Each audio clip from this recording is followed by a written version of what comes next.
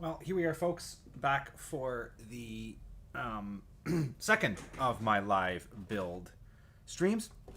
And it's actually the second episode covering this particular kit here, the Revell of Germany B-24D. Now, a quick apology for anybody who happened to tune in last night expecting the live stream. I had pre-scheduled this to come out last night, and as always, life got in the way. I'm sure if anybody has young kids realizes schedules are very flexible, and unfortunately I was not able to make it into last night's stream, so I am doing it tonight. So apologies again to anybody out there who was in there last night, and for the future people who happen to see this in my stream and wonder why it's a day late, that's why.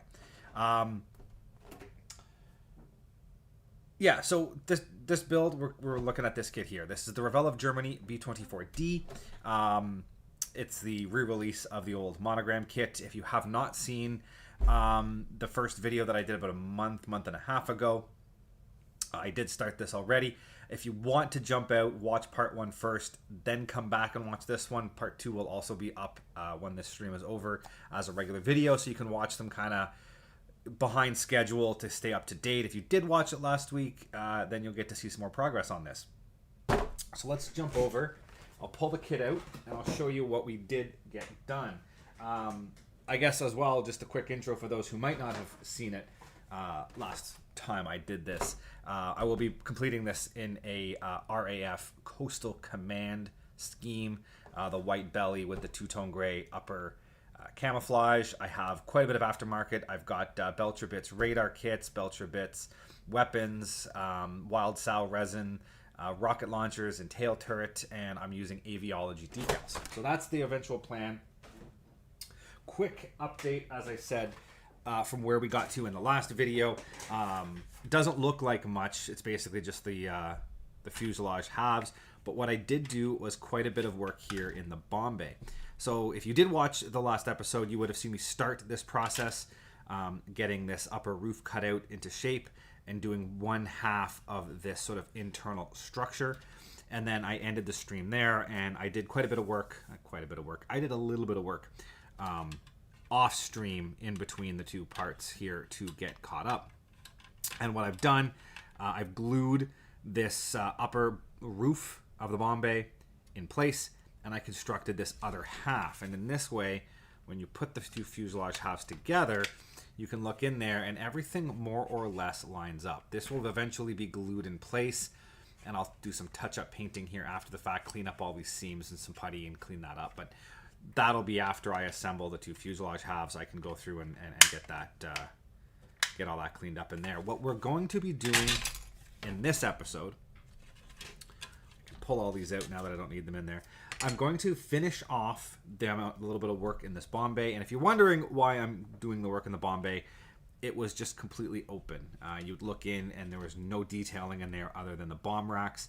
And I wanted to do a little bit more. I've got a bunch of extra resin, as I mentioned, and I wanted to do just a little bit to make that bomb bay look a bit more realistic. So I've added some of the structure.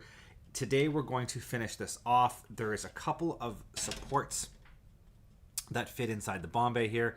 I'm trying to remember if I can. I'll pull out the reference book here in a little bit. That Wing Leader B-24 book. Again, if you saw the first video, you would have seen that. But there's some support structures that go in here. I think there's an angled one that goes almost vertical. Then there's another angled support in here that holds all that together. And then the bomb racks will have to be installed.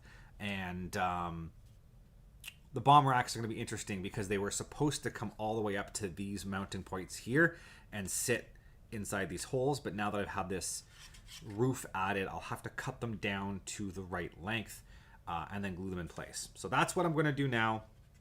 We'll get all that assembled, and then we're going to go ahead and prep all of the rest of the interior pieces of this kit for paint. And then I'll be painting that off camera before the third iteration of this video.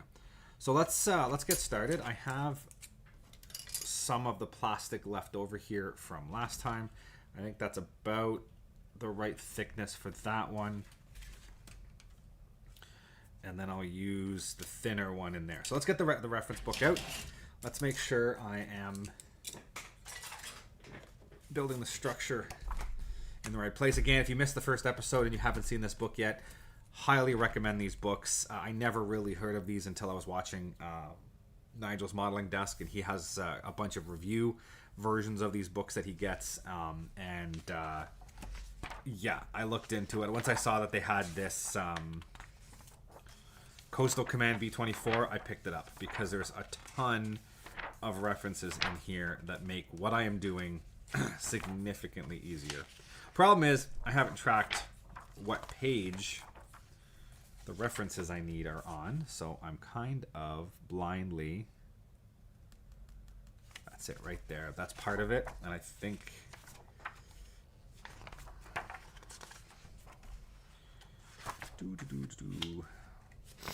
See, this is what happens when you're not prepared. There is a really good picture of the Bombay. At least I thought I remembered a really good picture of the Bombay, but I might be mixing up these two pictures. That picture and this picture might be the two that I'm thinking of.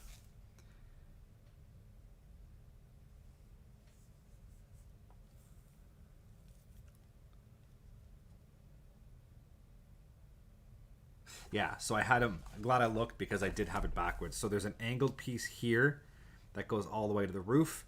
Then there's a vertical piece that meets that angled piece. And then there's a smaller angled piece that goes in there. So I'm going to start by adding this. And you can see it goes from just on the outside edge of that structure where it meets the top of the side of the fuselage right up to the middle. And there's just a small gap. So it's just off of center. So first thing I'm going to do is get this book out of the way and put it somewhere where it's accessible, but not in the way. And I need my calipers. So what I need to do now is cut out that strip that's going to run in there. But I need to make sure, I don't think I made these perfectly square. So I need to check. And of course my... battery's dead. I have a replacement, so I'm going to have to do this the old-fashioned way. So that's about 3 mil, and this side is 4 point something, so it's about 1 millimeter off. So I'll do pretty much 3 mil,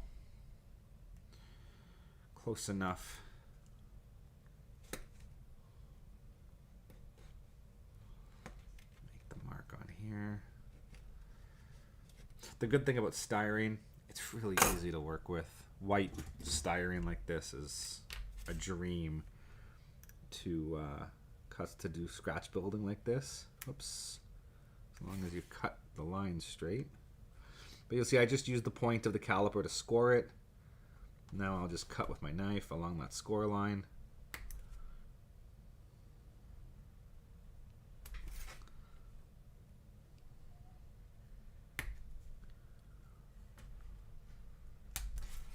Always, always, always cut away from your skin. Trust me. I learned the hard way. Just give this a quick. Just knock a little bit of that edge off. The knife does cause a little tiny bit of like puckering on the edging, so you just want to make sure it's clean. And you can also just use the straightness of the sanding stick to ensure that your cuts are more or less straight. Just gonna square this edge off a little bit. Also, make sure you've got the blade the right way, because if you put what I just did and you have it upside down, again, trip to the hospital. Okay, so now I'm just gonna eyeball this. The good news with this kind of stuff is you can just eyeball it. Doesn't have to be perfect. You want it close, but if it's off by a little bit, it's off by a little bit.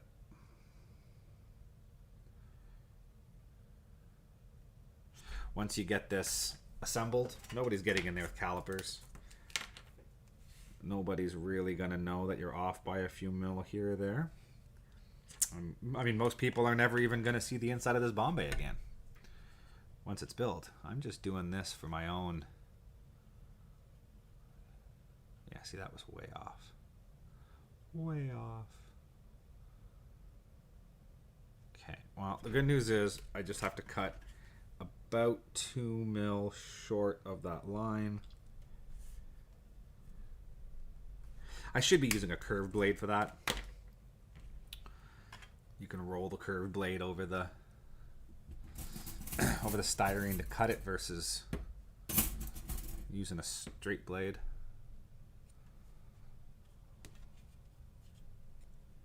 Oh, I need a pair of angled tweezers. There we go. Nope, those are the same ones. Nope, those are not the same ones. Where are my... downside to having too many tools. Okay, so then that fits in there quite nicely. Just gonna square off. So now what I want to do, this end is gonna butt directly onto that piece. This is gonna meet the top of the Bombay at an angle. So I am just going to sand a rough approximation of the angles I want into it. And that should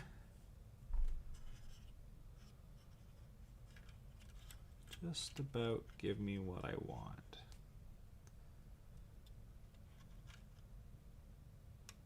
Very happy with that.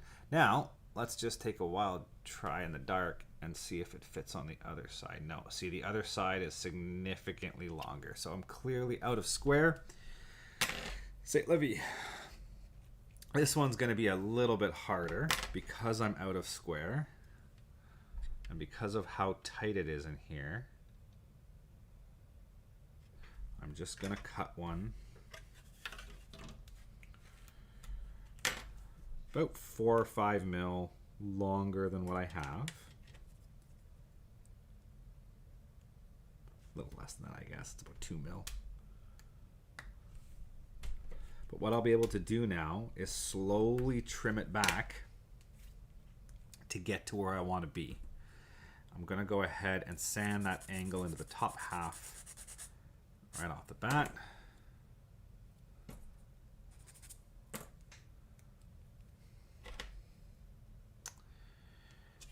And start playing the game of trimming until I'm happy with where it landed. Honestly, I'm probably just gonna go with that. I'm pretty happy with that. So let's get these glued in. Let's get this done. So I'll do the long one first.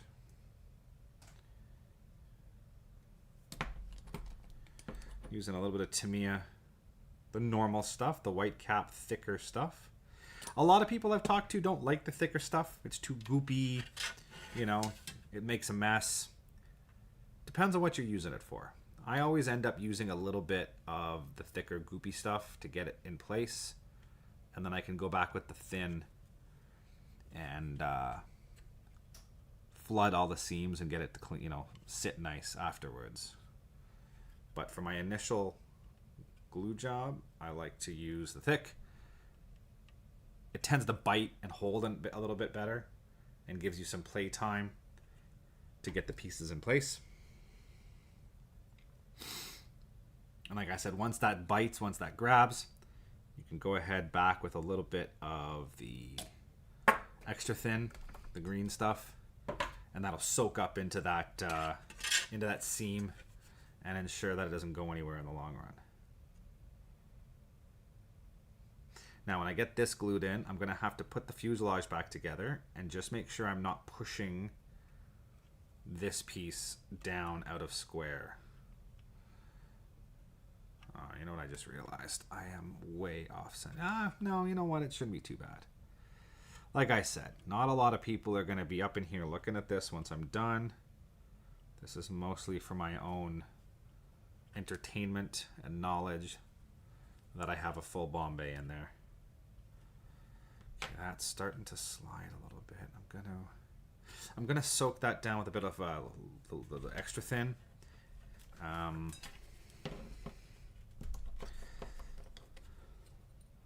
Just get it to bite.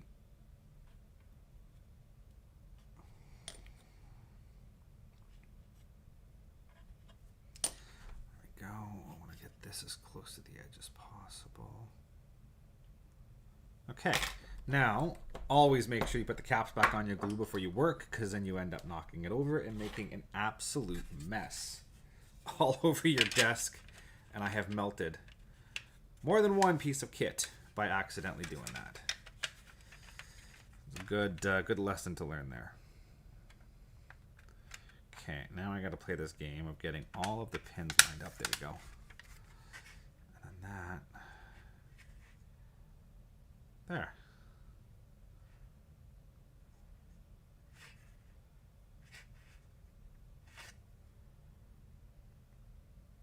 It's not perfectly square, but looking up in there, at least you start to get the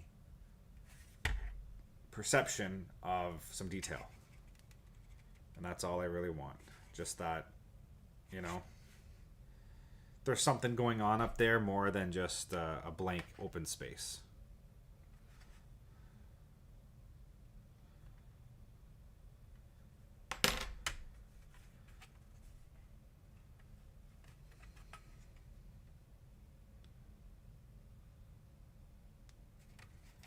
Still not straight.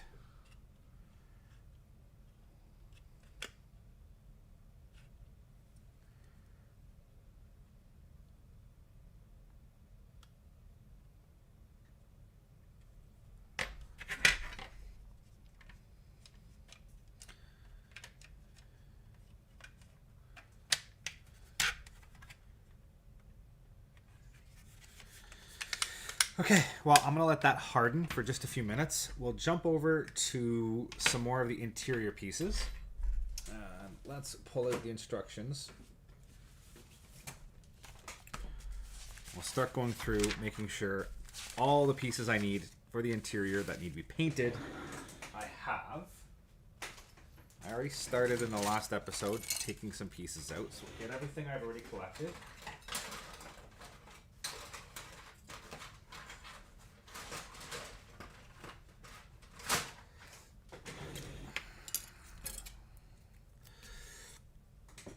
Okay, so on the first one, bomb side will be black, seats in place, instrument panel and yokes are black, floor is done, seats are built, interior windows I'm not going to glue in until after I've painted, bombs I don't have to worry about, bomb racks I'm modifying in the next step. So here's the next thing I need, these interior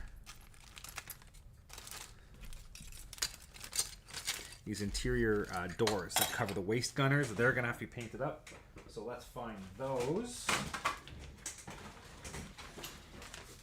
Apologies. I've got stuff everywhere here.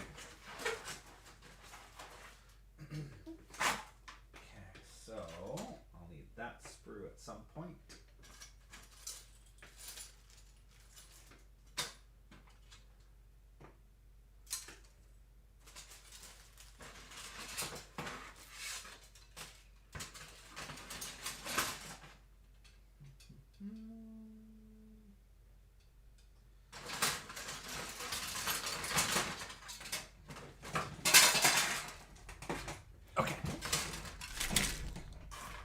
Collection of sprues.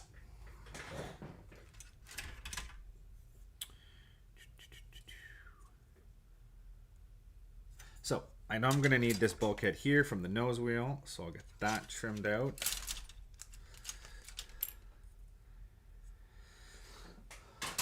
And then one of my, that's the lower hatch. Where is, there they are. I will need that. That is the lower hatchway. I'm gonna need that because that's the belly panel where the ball turret would normally be located. This aircraft, I believe this aircraft does not have the ball turret. And I don't need any of that. Or does this have the ball turret? I don't remember. I will have to dig that out and take a look at the instructions as what we're doing right now. I can't remember if this one has a ball turret or not. Anyways, here are the internal doors I need, the waist gunner doors. I'm not going to clean these up right now. I'm going to go through the instructions, collect all the parts we need, and then I'll go through and clean those up. Waist gunners we got. I could do the... Do I want to do the frames now, or do I want to do the frames later?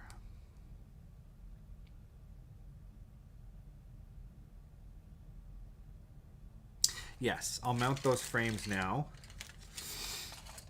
So I'll do that in a few minutes. Nose gear doors I need. Nose gear doors are right there. 4 and 4. The nose gear doors on the B-24, especially the early B-24s, are weird. They opened inwards because that nose wheel sat so close to the ground. The doors actually like flipped up into the which I think means these are backwards, because they should be the other way around. If they opened inwards. Anyways, not going to worry about that. Future me problem. Okay. So that's that. I got that. I got that. We're done here. And yes, this one does not have the ball turret. I'm not going to worry about the turrets right now. The tail turret will be the replacement British one that I got with the Wild Sow set. So I'll deal with that later. That's that other hatch that I trimmed out. Ladder, ladder I'll pull out now because it'll get painted. Bomb bay I'll eventually paint silver or aluminum, so I don't have to worry about these doors. The insides will get painted aluminum and the outside will be the exterior color. And that's about it. So it looks like all I have to worry about are the gun mounts for the waist and that little ladder that goes gun mounts and the ladder. There's the ladder. 6. Get that out. And then, you know what? I'm going to trim out the bomb racks because they need to be cut down to size here in a minute.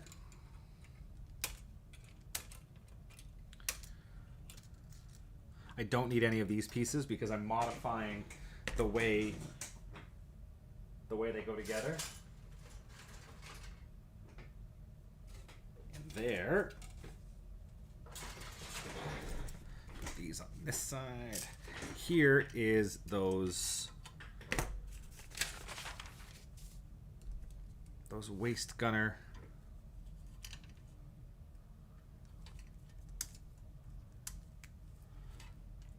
machine gun mounts, so I'll get those.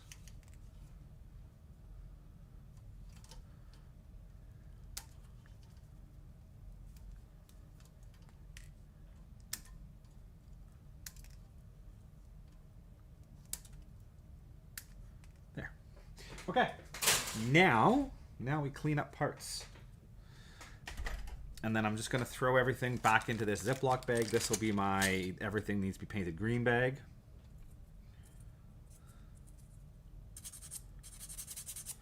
Want to make sure you get all of these mounting sprues off, especially a kit that's this old. There's going to be a lot of flash, a lot of there's also the way plastic kits are made with the molds. Plastic isn't square. It has a relief cut. It's slightly tapered. If it was square, it could get stuck in the mold. So if they taper it just slightly, it comes out of the mold quite nicely.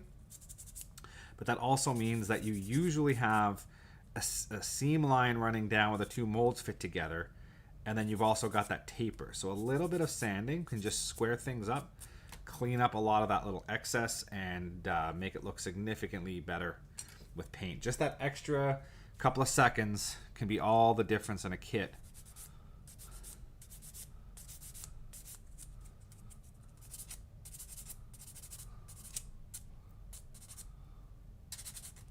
Same thing here, just clean this up.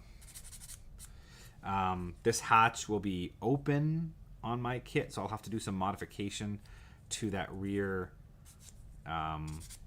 opening to make sure that it's properly mounted. Now you're not gonna see much on the inside because it'll be swung to one side and mounted open, but I'm still gonna clean it up a little bit.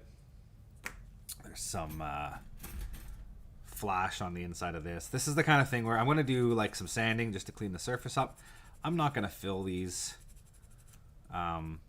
sink marks or anything. There's flash, ejector pin markings. I'm not gonna bother. You're not gonna see them, so I'm not terribly worried about them at the end of the day. Same with these. They swing up inside the fuselage, so the backside, that would be the interior green color. Even though I'm still going to paint it the interior green color, the proper color, you're not really going to see the inside edge of it, so it doesn't have to be perfect. But again, it's your kit. You do what you want to do. If you want to go all out and make it look amazing, by all means. I've been down that road. AMS, accurate modeling syndrome. I've gone down the road of trying to do all that interior detail and all the effort, and at the end of the day, you don't see it. Nobody sees it. I mean, it's not like my models are on public display in a museum somewhere. The only people who really see them are people who either watch my videos, look at my website, or come down to the basement and see them. So if I cut a couple of corners, and you know, it is what it is. Like I unabashedly call myself a 3-foot modeler. As long as my kits look good from 3 feet away, then I am happy. So that means some corners are cut, some corners are cut. But I enjoy it. Kits look good when I'm done, in my opinion. The kits look good when I'm done. Doesn't make any sense to waste time on details you're not going to see. By the way, these 4 grit sanding sticks are absolutely amazing. I wish I had found them earlier. It's so nice in just a split second being able to switch from one grit to another, depending on what you need to do. I highly recommend looking for them. This is from a local hobby shop here, the Hobby Center, but you can get them anywhere. So I'm not going to do this much longer. I know it's pretty boring to just sit here and watch me sand. But while that's drying, this is what I'm going to do. And then here in a second, I'm going to jump back over. We'll get at least one more internal frame in there. And then we'll see what it looks like and see if we're going to do the last one or not. And then we'll modify at least one of these bomb racks so you can kind of see what the plan is. And then depending on time, we'll probably call it there. We'll either continue on until we're out of time, or we'll finish it up and I'll do another strengthening in there. So that's the majority of those. These are a real pain by the looks of it.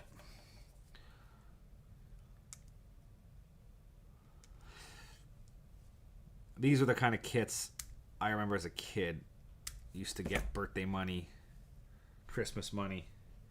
We'd run out to Toys R Us, pick these things up for like, I think they were like $29.99 or $39.99. I want to say they were $29.99 because I remember that I had a $20 bill wasn't enough. I remember getting $20, you know, as a birthday card or whatever, and it wasn't quite enough. You needed to combine multiple money, or you had to have a little bit saved up from something else so you could go out and buy one of these kits. And I remember just slamming these things together in like a weekend.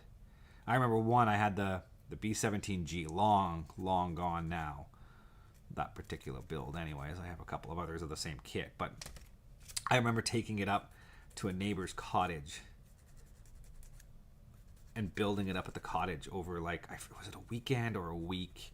A couple of days at minimum. I remember just taking it up there and just building it every night after supper, sitting there in front of the TV. I think he was playing Nintendo, and I'd just sit there putting the B-17 together. Bare bones, basically unpainted. Didn't care. It was the funnest thing in the world, just to get to build. And you look at this now, you know, with a critical eye, 30 years later, and you realize how much work actually goes into cleaning up these old molds and getting them to look to what I like them to look like today. And you think back to that just innocence of just slamming a kit together over a weekend and not caring, just having fun. And those days, unfortunately, with model building, are long gone. You know, these kits now, a 1/48th monogram, B-24, if you can find it, will run you, if you're lucky on a used, Facebook marketplace, maybe 50, 60 Canadian if you're really lucky. Most of these, you're looking at least 80, if not over $100. Local hobby shop, $100. I remember buying the 1/48th B-29. Again, this was 30 years ago. And it had to have been $40 or $50 back in the day because of the size. It was more expensive than the B-17 and the B-29. And I got one, and it was a huge deal when I spent the money on it.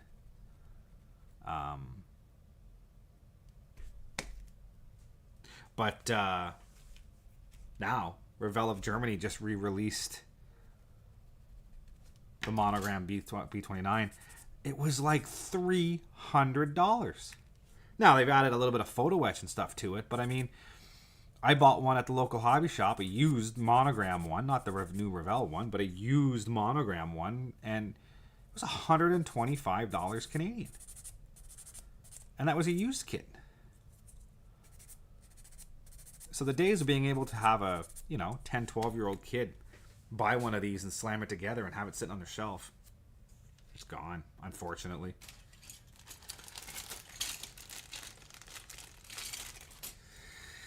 Okay, let's get these glued in. What am I doing? That goes like... Okay, so this one is going on this side. Oh, okay, I see how that works. I see. So I'm going to put a little bit of... I'm being careful to not glue in the little pivot the way it's explaining here on the instructions. I'm probably going to end up going back at the end and gluing it in place,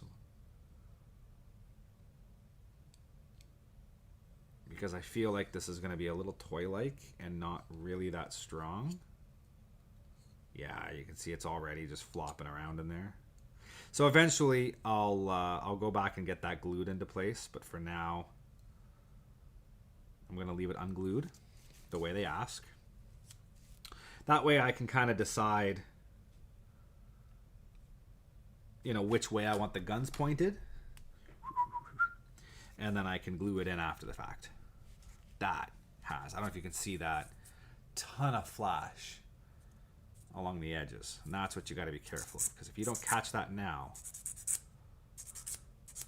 it will be next to impossible to clean up once it's glued in.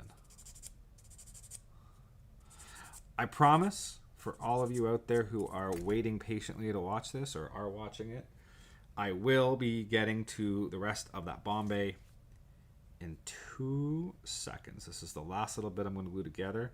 Then we're going to jump back over to that Bombay, and we are going to finish scratch building that interior detail.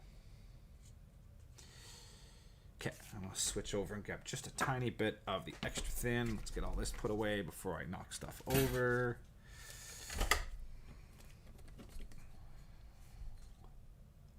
Like I said, I really like that Tamiya white to get something stuck. Acts just a little bit like a... it's glue, but I shouldn't say that. It's model cement.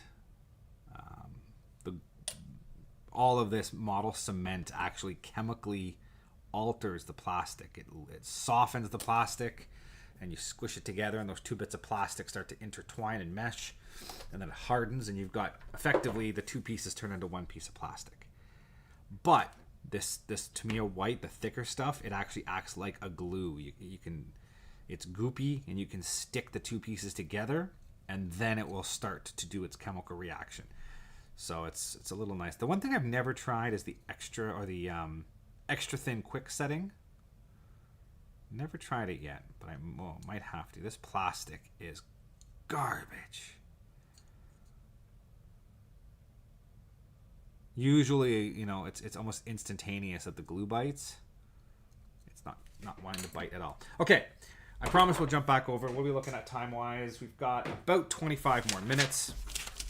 If I haven't said it already, I will be on till about 9:30, 21:30 Eastern. And then we'll jump off, try to keep these down to 1 hour videos. So, back to the Bombay.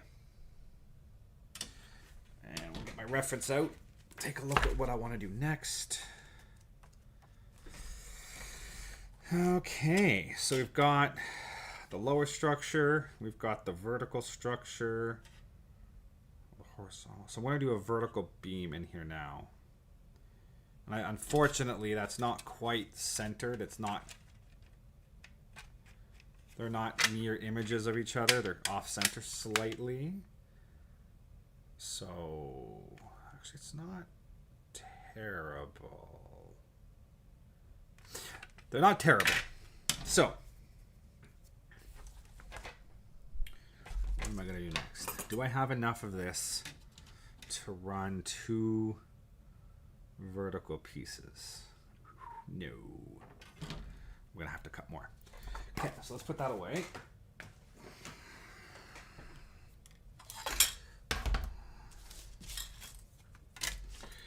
I believe this is still set to the same size. I'm going to trim. Here we go.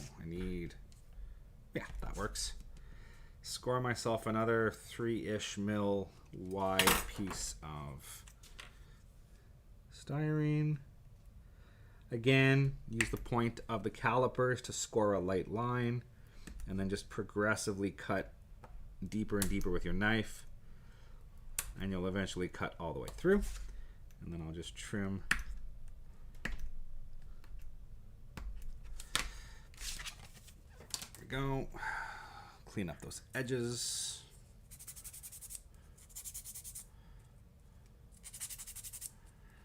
And again, use the straightness of your sanding stick to make sure that those cut edges are as square and parallel as possible. Okay, so let's use this piece first, since I already have it. I'm going to want to go more or less vertical.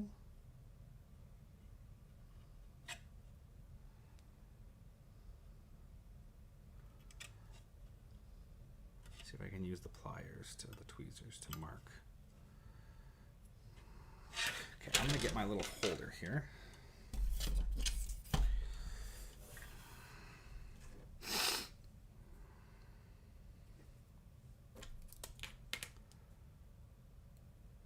Again, this is not going to be absolutely perfect. Close enough. Oh, is happy with me. Oh, you know what I'm going to do? You know what I'm going to do? I'm going to make my life even easier. I got a pair of locking tweezers. So they are normally locked. You squeeze them to release. And that's what I'm going to use to hold this in place. Something like that. I'm going to trim it right there.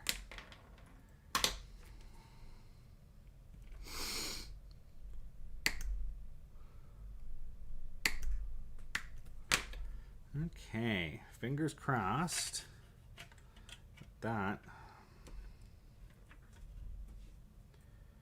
it's going to work.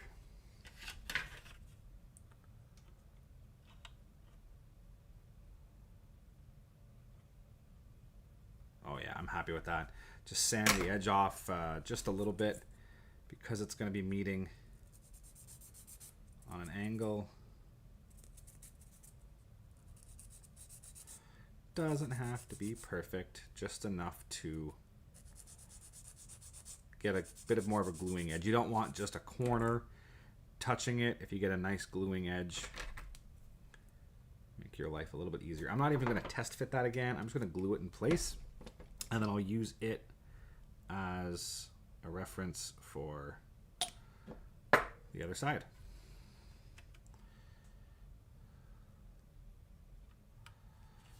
Just like that.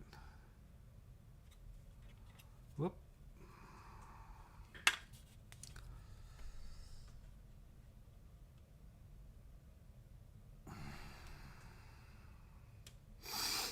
I think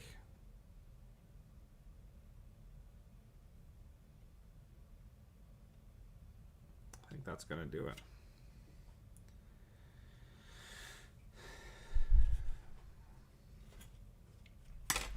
Okay, let's do the other side now. This one's going to be a little harder. Just got to square that off.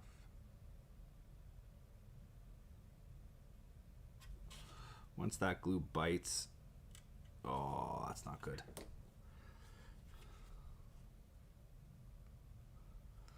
I'll probably end up having to come through here with a little bit of super glue. Just lock it all down with some super glue at some point. But it's also creating a bunch of triangles, which will tighten everything up at some point and lock it all down. Okay. Oh, this one needs a little bit of cleanup.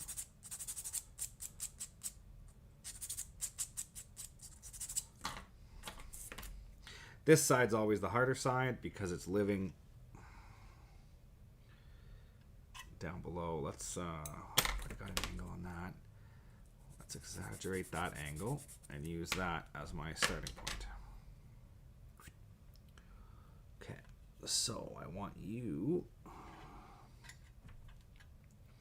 somewhere like that. Did that mark? That did not even mark.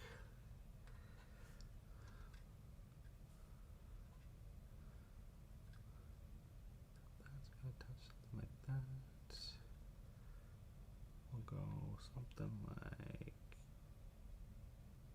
there. Again, probably a little long. I can sand it down to shape.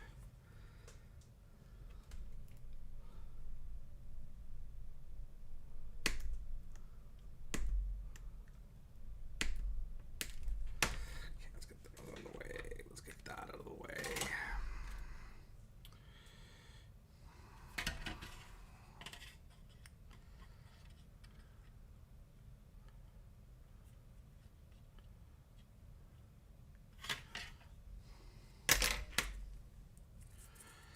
Pretty close. I just have to do about that, I'd suspect. Knock that down to the right angle roughly. That should be close to what I need.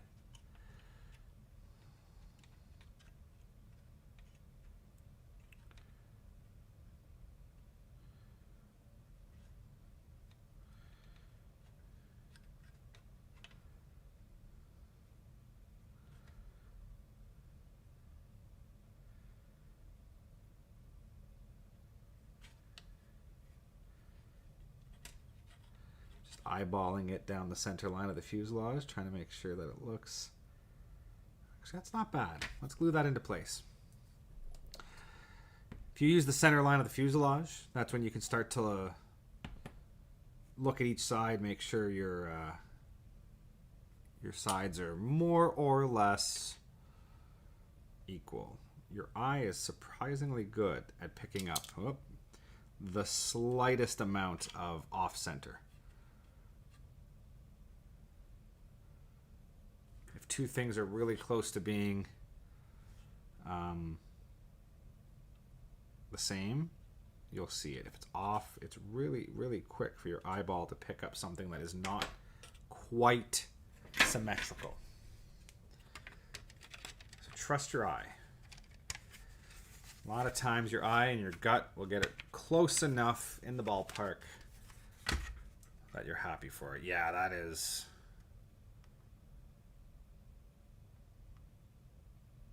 good enough for me. Like I said, you're not looking, when this is finished, you're not going to be looking down the center line. You're not even going to see, it's going to be tucked up inside a bomb bay. It's going to be sitting on the ground with the wheels down. You might get a weird sideways view into there. It's going to be loaded up with weapons. It's just enough to give you the impression that there's some detail in it. It's like a good painting. If you go to an art gallery and you look at a really good painting, and you stand 20 feet away from it, it's going to look amazing. Then you're going to get up close and you're going to look at it and you're going to realize, you know, in a lot of cases, now this isn't always accurate. I mean, you've got some of the Renaissance painters, the detail was ridiculous, but in a lot of cases, it's not, you know, they're not drawing a tree. They're drawing a tree-shaped thing that from a distance looks like a tree. You know, backgrounds in a lot of cases are just impressions of backgrounds. There's not actually a whole lot of detail in it, but it's just enough that from a distance your eye looks at it and says, yeah, that's a tree, or hey, yeah, that's a cloud, or whatever. That's kind of all I'm looking for here, is just enough that when you kind of look in there, your mind is like, oh yeah, look, there's stuff up there, there's structure, there's things. Doesn't mean it's accurate, but at least when you look up there, you'll see stuff and you'll think, you know, hey, yeah, there's some structure in there. There's some weightiness to that airframe. It's not just a hollow plastic kit. That's what I'm looking for. So I think that might be it for this bomb bay. I don't know whether I'm going to install the other cross brace in there. There should be another little cross brace. Let's see if I can get this at an angle so you guys can see it. Now that, you know what, let's get some light on the subject. There we go. So now when you look up inside the bomb bay, it's got a roof. I'm missing the bulkheads, so that's going to make it look a little off. But you're going to see that structure in there, and that's going to give it, like I said, that weightiness you're looking for. There should be a little tiny brace in here. From this, I believe it's from, yeah, it runs from here across to that vertical piece. I don't necessarily think I'm going to put that in. I think that's enough that once you get the bomb racks in there and all the other structure, it's going to busy it up enough to make it look good. So I just also realized I can do that after. Since I'm not doing all the bomb bay, I'm not going to worry too much about it. I have to do the bomb bays. So let's get the bomb racks in. That should fit,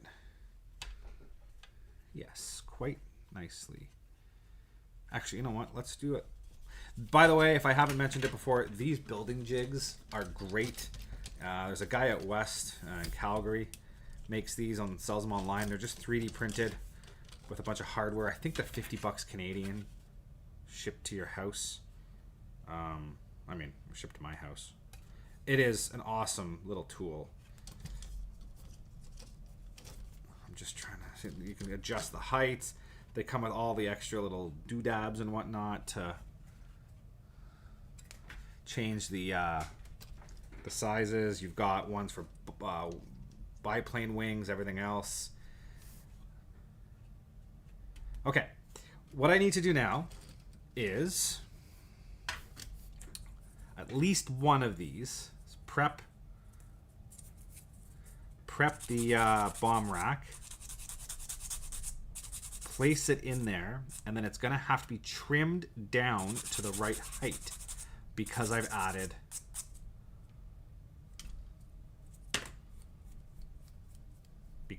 the roof. So normally these would go in all the way. So what I'm going to have to do is actually put it this way and then mark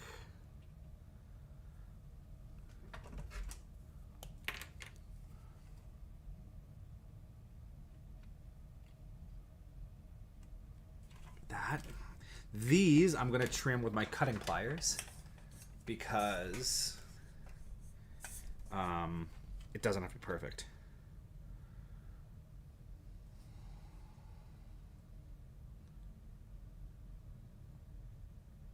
I also have to go a little long because there's an angle. These don't sit perfectly vertical. They sit slightly splayed out so that there's a space down the middle for crew members to walk through. Where did I put the instructions? So I got to make sure that I keep that in place. I also need to check because the forward bomb bay has 3 members, and the rear one only has 2.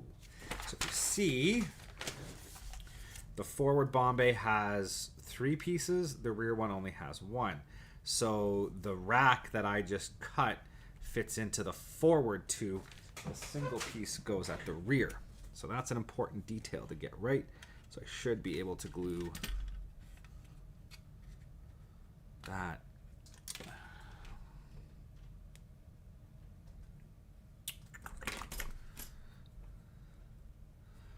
Does that fit, or is it just slightly too long? I think I might be slightly too long. Yeah, that one is too long. So let's trim that back.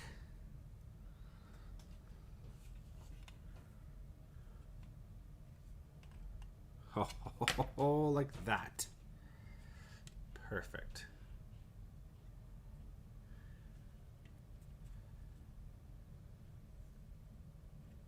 Might still be just a fraction too long. And I want to knock off those inside edges so that it lands at the proper angle. Yeah, that is.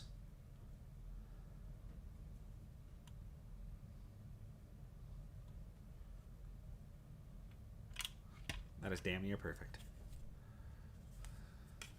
There's a tiny amount of angle I'm going to have to change because the roof curves. So the rear one is contacting and the front one isn't. Oh. So I'm going to have to shave that one down a little bit more. Like I said, I might not do all of these bombays. I might just do a few, and the rest I'll do off camera and just prepare it for paint. I think that's it. I think, yeah, that is it. So on that note, I'm gonna glue that in. It's in there, it's pressure fit almost perfectly. Of course, I just knocked it out. It has the slightest bit of fore and aft play in it. I can't tell if that's because of... Okay, let's get some glue in there.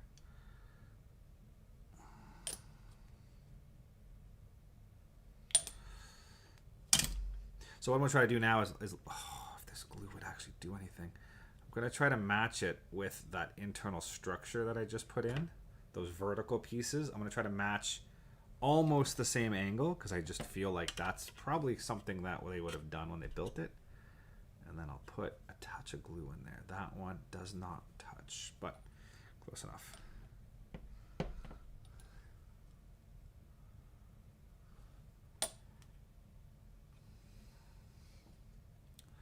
Okay. Now I'll get that one that I missed last time. Gotta find the piece on the sprue. There it is. So I need these 2 vertical ones. These are the singles that live in the front bomb bay. Okay. So let's get this guy cleaned up. We'll get it installed. I think we're getting pretty close to the end of this particular video.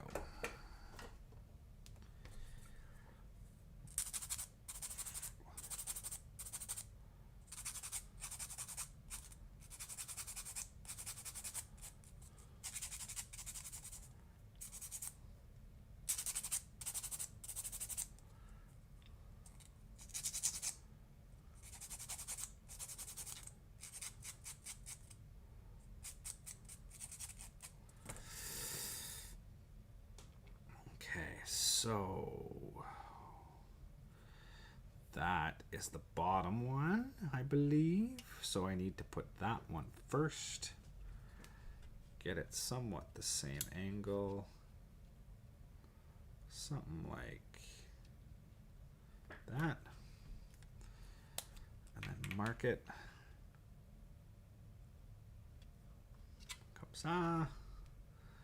And then trim it. Comme ça. Get rid of all these extra pieces that are floating around.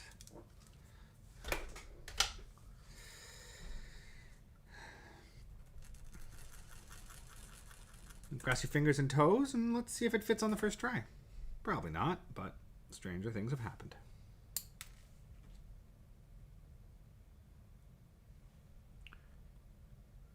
Oh, I'm off by...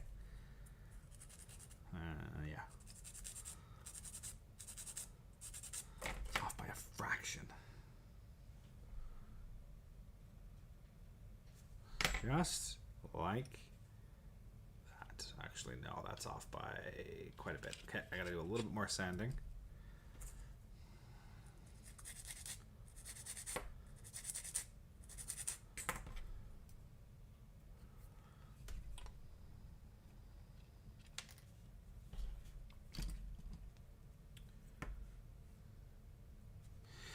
Just gonna get this angle to line up properly, and we'll glue that into place.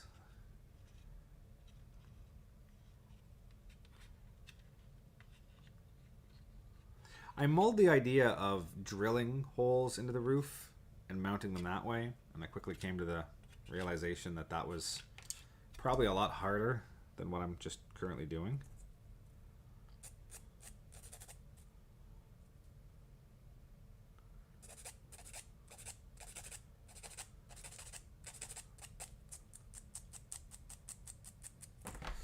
Drilling the holes, I'd have to be like very, very specific in terms of where those holes are, and the slightest mistake would cause the angles to be off, whereas with sanding, it's pretty forgiving.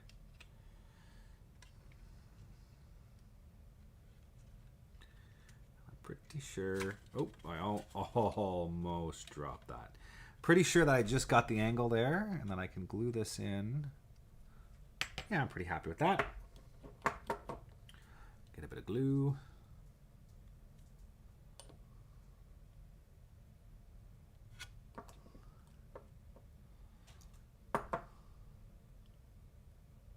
There will be a lot of cleanup in this Bombay after the fact.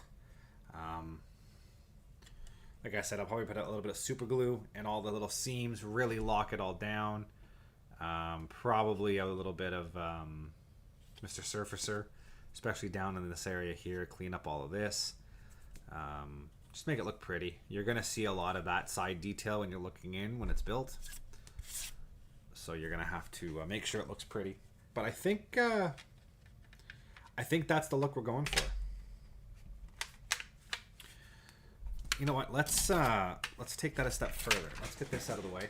Let's get those interior bulkheads back in place. And oh, that's not what I want. Interior bulkheads are right here.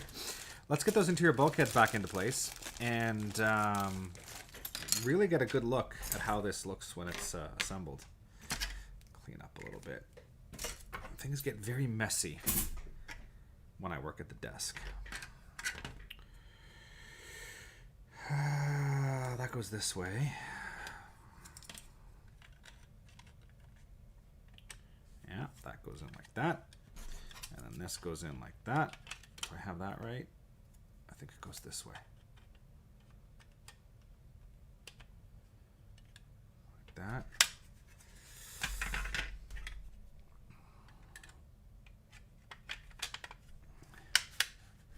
Okay. So, ow. That is what I'm looking at. Let's get this just quickly taped up with some quick and dirty masking tape. Always leave just a few pieces of masking tape here at the desk for exactly this kind of situation. And you're not fumbling trying to get tape off the roll and just quickly. It starts to lose its stickiness after a while, but I mean, it's just for quick and dirty checks. Yeah, so see, that's kind of what I'm looking at now. So instead of just being a big open hole, you can actually see some detail. There's that center structure. There's a roof. when that's all painted silver or aluminum, and I've weathered everything, I'm going to give everything a black wash in here. Everything's going to look really good. And then the last thing I want to do is, after I basically get this assembled, I can go through and clean up these seams in here, and clean up those seams, clean up these seams in here with a bit of Mr. Surfacer, do a little bit of hand brushing with some aluminum, some little bit of weathering, and that should clean up quite nicely. But I think that's the look we're going for. I think that is it. And you're not going to see much of the cockpit because the glazing is really heavy, but you can see down in there. And having that extra structure in there, I think, is just the ticket it needs to just look good. So I'm very happy with that. So it's 9:30. That's pretty much it for my hour-long video. So I'm going to wrap it up here. My plan is to complete the rest of these bomb bays pieces, the bomb racks, over the next couple of days or weeks, however it might take. Get that done, and then we can jump back into another live stream, hopefully in about a month. It took a little longer this time around due to Christmas and the holidays and whatnot. But get back about a month from now, do another live stream, and if all goes well, I should have, like I said, this bomb bay should be completed, and I should have the interior painted. Everything will be painted interior green, and the bomb bay will be painted in aluminum. And we can start, the next video should be some interior detail painting. Picking out things like the center consoles here, doing a little bit of weathering, painting these ammo boxes, all that fun jazz will be on the next video, pending the fact that I get all this done. So that's where we stand. So yeah, so you know what? Let's wrap it up there. This is coming along quite nicely. Pretty happy with this progress. So yeah, like I said, about a month from now, I'll have another live stream, and we'll continue working away on this after I have some painting done on it. So please come back in a month. I will have a pre-video up, as I did with this one, a scheduled live stream, so all of you will be able to see when I will. I will try so hard to actually make the scheduled date next time. Yeah, so here we go. Again, thank everybody out there for watching. If you haven't yet and you do enjoy this content, please down below like, subscribe, hit that notification bell, all that fun stuff. I have tons of time-lapse build videos in my library. If you do like watching the model building, I've also got aviation history videos, all that fun stuff. Take a look, see if anything is interested to you, and if it is, please share a like, leave some comments, let me know what you think, and we'll see you all next time. So thank you. Have a good night.